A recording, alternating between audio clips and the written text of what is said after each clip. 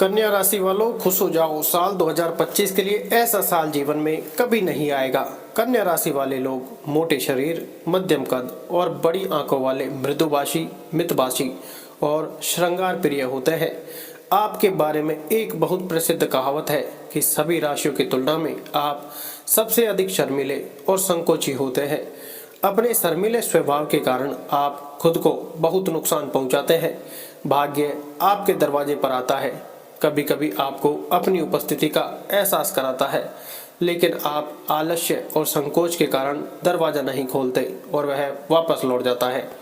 ऐसा करना आपके लिए वर्ष 2025 में बहुत हानिकारक हो सकता है। यह वर्ष कन्या राशि वालों के लिए बहुत अच्छा रहने वाला है।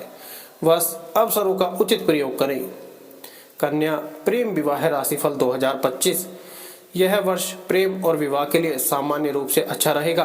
प्रेम संबंधों में आपको थोड़ा प्यार और थोड़ा विश्वास से काम लेना चाहिए। बहुत अधिक जिद्दी होने या अपनी बात मनवाने के कारण आपके रिश्ते खराब हो सकते हैं। यदि आप विवाह के योग्य हैं तो विवाह या सगाई के योग बन रहे हैं। यदि आप विवाहित हैं तो कहीं घूमने जाएं, क्योंकि यात्रा के योग बन रहे हैं। आपको अपने जीवन साथी के स्वास्थ्य का पूरा ध्यान रखना चाहिए। वर्ष के दूसरे भाग में आपको अधिक सावधान रहने की आवश्यकता होगी। कन्या संबंध राशि फल 2025। पारिवारिक मामलों में यह वर्ष आपके लिए बहुत अच्छा रहने वाला है। आपके भाई बहन आपकी शारीरिक, मानसिक या आर्थिक रूप से बहुत मदद करेंगे, लेकिन ऐसा तभी होगा जब आप उनके साथ अच्छे संबंध बनाए रखेंगे। आपको अपने पिता या पिता तुल्य व्यक्ति का सम्मान करना होगा और उनकी आज्ञा का पालन करना होगा, अन्यथा उनके साथ मतभेद हो सकते हैं। यही बात घर के अन्य लोगों के साथ भी लागू होती है, क्योंकि यदि आप ऐसा नहीं करते हैं तो उनके साथ आपके संबंध भी खराब हो सकते हैं। अपने बेटे या बेटी की भी बात सुने। इस वर्ष आपके घर में कोई शुभ कार्य भी हो सकता है। स्वास्थ्य राशिफल 2025। गणेश जी कहते हैं कि स्वास्थ्य के दृष्टिकोण से यह वर्ष बहुत अच्छा नहीं है, इसलिए आपको अपने स्वास्थ्य का विशेष ध्यान रखने की आवश्यकता है। आपको नियमित रूप से अपनी जांच कराते रहना चाहिए। लापरवाही न करें।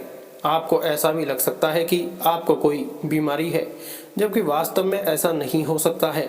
कहते हैं दवा के साथ साथ दुआ की भी जरूरत होती है, इसलिए किसी का आशीर्वाद लेना न भूलें। जो लोग किसी बीमारी से पीड़ित हैं उन्हें साल के दूसरे भाग में कुछ परेशानियों का सामना करना पड़ सकता है, जबकि साल का पहला भाग ठीक रहेगा। इसलिए अपने खान पान का खास ख्याल रखें। व्यायाम, योग आदि के लिए कुछ समय निकालें। यकीन मानिए आपको स्वास्थ्य संबंधी कम परेशानियां होंगी।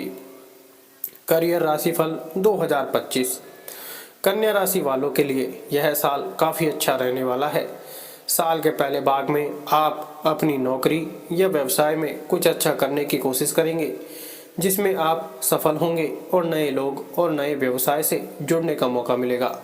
अगर आप नौकरी करते हैं तो आपको कोई अच्छी खबर भी मिल सकती है। अगर आप कुछ नया करने की सोच रहे हैं तो उसमें आप सफल हो सकते हैं। अगर आप अपनी नौकरी बदलने की सोच रहे हैं तो उसमें भी सफलता मिलने की पूरी उम्मीद है। साल के दूसरे भाग में थोड़ा धैर्य और समझदारी से काम लेने की जरूरत है। उस समय किसी से बेवजह बहस न करें और अपना काम मन लगाकर करें। वर्ष के उत्तरार्ध में बाहर रहने वाले लोगों या विदेशियों के साथ आपके व्यापारिक संबंध मजबूत होंगे। वित्तीय राशिफल 2025। कन्या राशि वालों के लिए वर्ष का पहला भाग आय के लिए बहुत अच्छा रहने वाला है और इस दौरान आपकी कमाई में भी वृद्धि हो सकती है। लगातार अच्छी कमाई के कारण आप खूब सारा धन कमाने में सफल रहेंगे। यदि आपने कोई ऋण लिया है तो उसे वर्ष के पहले भाग में ही निपटाने का प्रयास करें, क्योंकि वर्ष के दूसरे भाग में आप कोई नया काम कर सकते हैं तो आपको बहुत सारा धन चाहिए होगा।